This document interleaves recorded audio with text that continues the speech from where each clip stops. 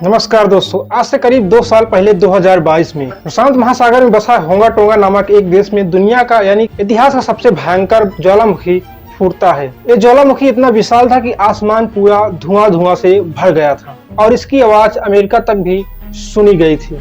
हालांकि हर रोज कहीं न कहीं ज्वालामुखी फूटते रहते हैं, छोटे या बड़े बड़े। पर ध्यान देने वाली बात है कि हमारे देश भारत यानी कि एशिया महाद्वीप में कम ही भूकंप पाए जाते हैं। यानी कि जैसे कि भारत देश हो गए, चीन हो गए, भूटान हो गए, नेपाल, यहाँ पर भूकंप एक भी नहीं है, ना कि पाकिस्तान में, न ही अफगानिस्तान में। आखिर ऐसा क्यों है कि हमारे देश पाकिस्तान, भूटान, नेपाल इन देशों में कोई ज्वालामुखी नहीं है? इसलिए हमारे इस दिमाग में एक सवाल उठता है कि आखिर ज्वालामुखी कैसे बनते हैं और क्यों फूट जाते हैं, यानी कि धरती से कैसे निकलते हैं ज्वालामुखी और एक विकराल ज्वालामुखी का रूप ले पाते हैं। आखिर कैसे, आइए समझते हैं आज के इस वीडियो में।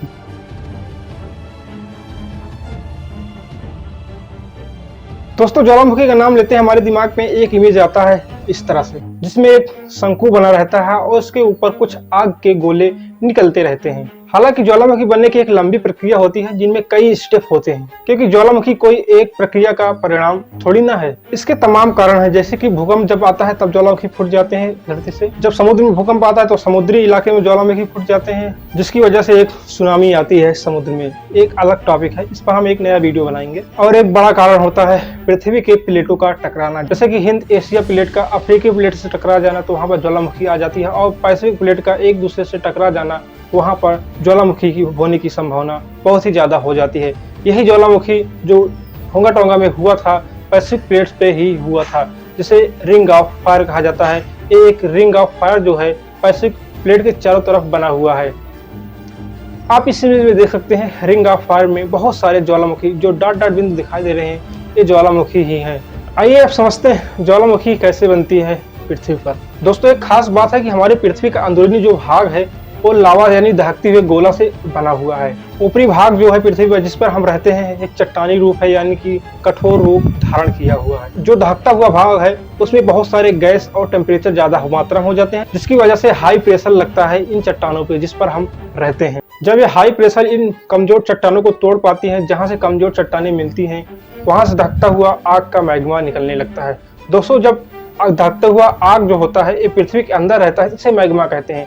जब बाहर निकल जाता है तो उसे लावा कहा जाता है। अगर थोड़ा और गहराई में उतरे तो इसका मुख्य कारण होता है जब प्लेटें एक दूसरे से दूर जाती हैं, टकराती, तो वहां पर प्लेटें जो होती है, चट्टानें जो होती है, कमजोर हो जाती है, जिसकी वजह से अंदर जो पृथ्वी के है हाई प्रेशर पे रहता है, जिसकी वजह से उन चट्टानों को तोड़कर बाहर आ जाती है। वहीं पर ज्वालामुखी फूटने लगता है। यही कारण है कि प्रशांत महासागर में जो रिंग ऑफ फायर बना है वहां पर पैसिफिक प्लेट है, यानी कि प्रशांत महासागर के प्लेट है। इसी वजह से वहां पे जब चट्टानें इधर से उधर होती रहती हैं तो हमेशा किसी न किसी रूप में ज्वालामुखी आती रहती है, यानी कि धरती से ज्वालामुखी निकलते रहती हैं, कोई न कोई एक। दोस्तों, ये तो रहे प्लेटों का टकराना या एक दूसरे से दूर जाना, जिसकी वजह से चट्टानें कमजोर होती हैं। वहां से पृथ्वी के अंदर मौजूद मैग्मा बाहर निकल जाता है और ज्वालामुखी का रूप ले लेता है। जैसे कि मैंने पहले बताया कि जब ज्वालामुखी का नाम लेते हैं तो हमारे दिमाग में एक चित्र आता है शंकु के आकार का। इसका क्या कारण होता है, कैसे शंकु बन जाता है? दोस्तों, जब पृथ्वी के अंदर से मैग्मा निकलता है, पृथ्वी पे जब आता है तो लावा कहलाता है, लेकिन इसका उदाहरण से समझाते हैं कैसे होता है। जैसे कि एक मुट्ठी में आप चावल लेते हैं, उसको आप ऐसे करके जब छोड़ते हैं भूमि में, तो आप जहाँ देखेंगे उसको जमीन पर एक शंकु का आकार लेते हुआ दिखाई देगा। इसी तरह दोस्तों, लावा भी शंकु का आकार ले लेता है, यानी कि जो पृथ्वी के अंदर से मैग्मा आया है बाहर लावा बनकर, वो शंकु का आकार ले लेता है और इतने बड़े हो जाते हैं, क्योंकि कोई एक दिन का प्रक्रिया तो है नहीं, ये लाखों वर्षों या कई वर्षों तक चलते रहते हैं, क्योंकि कुछ ज्वालामुखी है जो लाखों वर्षों से चल रही है और कुछ नवीन ज्वालामुखी हैं। दोस्तों, इस तरह से शंकु का आकार ले लेता है।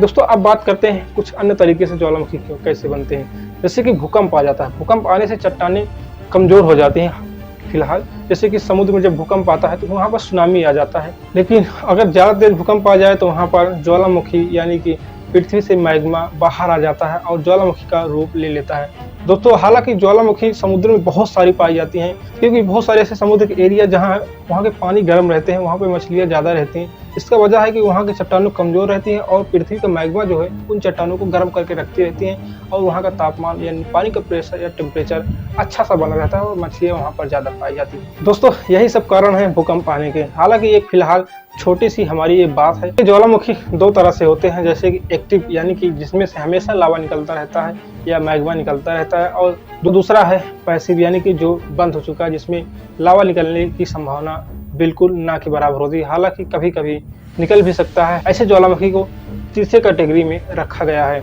दोस्तों सबसे खतरनाक होता है जो एक्टिव वोल्केनो होते हैं, उसमें से हमेशा लावा निकलता रहता है और कब तीव्र हो जाए कब धीमा हो जाए इसकी कोई गारंटी नहीं होती।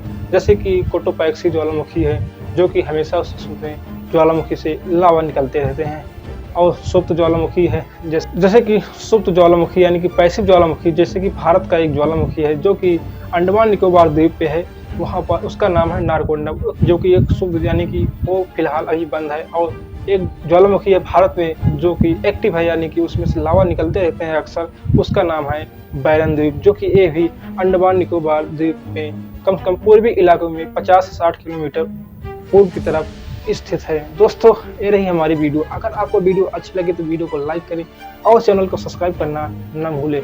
बहुत बहुत धन्यवाद। मिलते हैं आपको नई वीडियो में।